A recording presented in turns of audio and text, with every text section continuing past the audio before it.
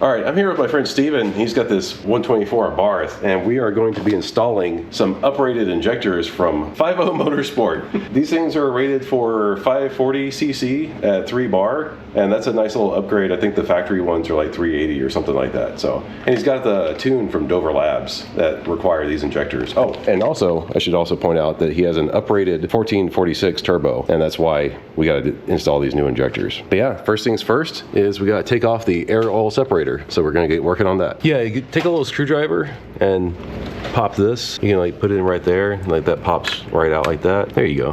And then that should just pull up. But you gotta like disconnect all these hoses here. Let's see, to get a little bit more room, maybe we can pop these clips off too. or even do it look more amateur than necessary without gloves? It doesn't matter. a lot of people give me shit about wearing gloves. Actually, this guy here too. Yes, yeah, I got to take that one off too. It's the actual valve, isn't it? Yeah, that's the PCV. Yeah, well, while you're doing this and when you take out the air oil separator, it's a good idea just to like flush it out. Alright, so that's gone. Oh, see, that's why you wear gloves. You already like cut yourself there. We're loosening up the wire loom for the coil packs there just to get some wiggle room for things. Yeah, I mean, that's okay. Like, we just want it to be flexible so that we can, we're not gonna like be completely removing it. Yeah, so let's go ahead and like pop this connector out. See if you can get that with like two hands. Like, yeah, push that clip in, like pull that connector out. Yeah, you have like one nut and a stud down there. Yeah. Take that out. No, just two more. Yeah, and all these are 10 millimeter. So you have one more right there you gotta take off. This guy. And then underneath, there's one that's like kind of difficult to get to. If you see it. How do we get the way to get to that one down there, we'll get like a long extension. Yeah, a long screwdriver will work, or yeah. And kind of come in, maybe, yeah, come in from the front of the engine. How are we gonna get that thing back on though? It's tricky. I've done it before. It's reassuring. Alright, so now just pull. Yeah, there you go. Yeah, did we get all the hoses off? Should have, right? Oh, okay, so there was one more over there. Oh, it still has an OEM clamp on it. Okay, well, just to make it easy, let's pop that thing off. So try to put it like in that little loop, and then Still too big. and just like twist it. Yeah, manhandle it off. Like it has to pop. Yeah, there you go. Yep. And that pops off, and you can just. Yeah, there you go. I've always found it that getting stuff off is easier than getting it back. Yeah, so like this. Always easy to break stuff. The only hard thing is going to be the one down there at the bottom. Yeah. That one is hard to get to because this one here. Yeah, that one down there because you have to kind of it's difficult to get in there and actually hold the hose in place while you put it back in. Right. Yeah, it's tricky, but I've done it before, like I said, and I can't remember exactly how I did it, but I figured it out. So the next thing we need to do is take off the bracket that was holding the air oil separator, and it's got like one bolt up here, which is just a 10, but then it's got like these Torx. Do we need to mark what's coming from where? No, I think we'll figure it out. These short ones were from this up here, right? And then like these ones were from the... That's the question, right? Yeah. No, I'm pretty sure. And then this one was from the bracket. We can always go back and look at the video if we have to. Oh, that's true. Yeah, there's one reason for doing videos. Oh yeah. Was that clipped in? Yeah. Oh, those just kind of pull out. Those little, because it's like those little plastic, like tree looking things. Yeah, there you go.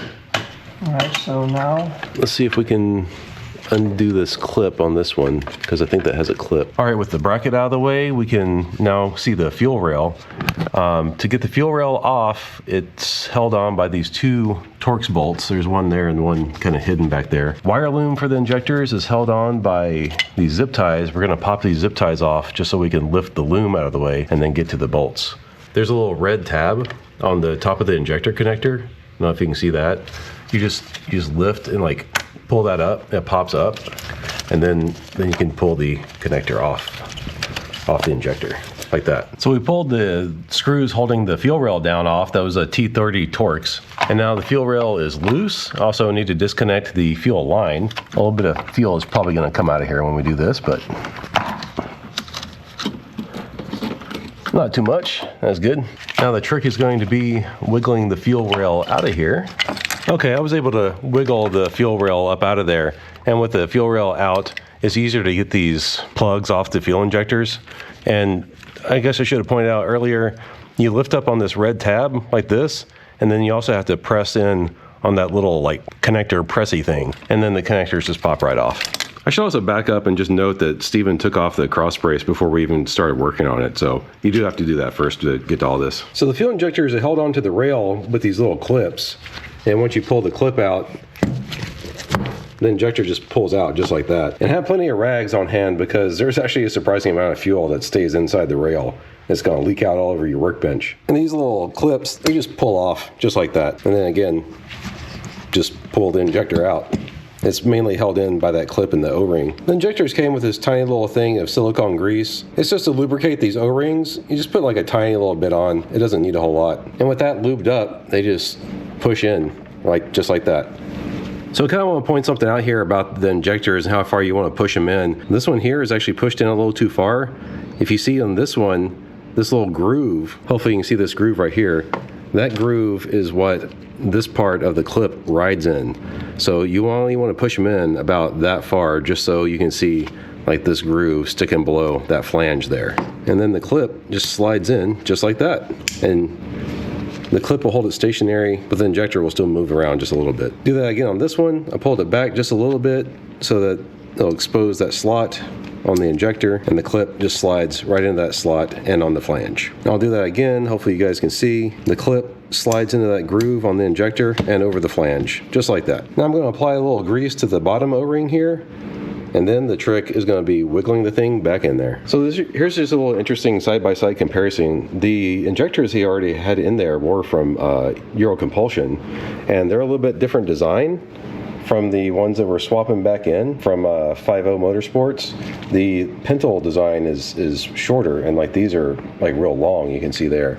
But what's interesting is that these are the factory injectors, and the factory injectors are actually a lot more similar pintle length and whatnot as the new upgraded replacements. So I don't know, just an interesting fact. So what I had to do was like I did have to wiggle this thing in here. The longer injectors were actually kind of interesting getting them in. It made it a little difficult.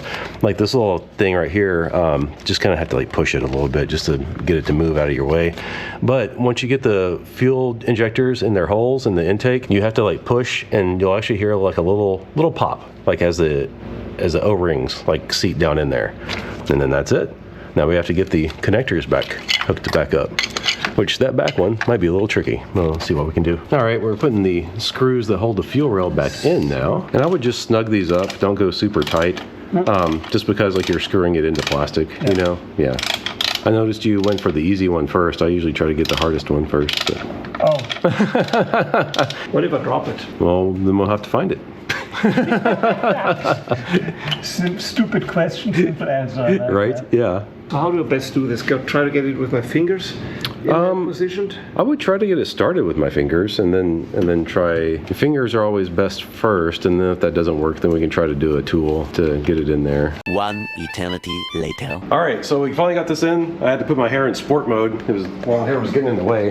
But the hardest part of this whole thing was getting the dang hose on the underside of the air oil separator like up into the thing. Like, wouldn't you agree? That was like the hardest part. Oh yeah. Yeah, for sure. Oh yeah. But yeah, we got it all back together, and now we're just putting the cross brace back in. And do you want to start it up after that? Yep. All right. Just gotta check for leaks. Looks good.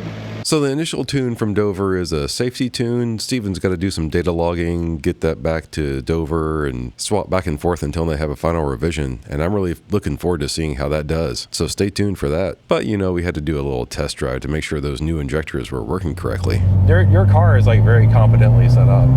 I like it a lot. Is what? It's competently set up. Like it just feels like confident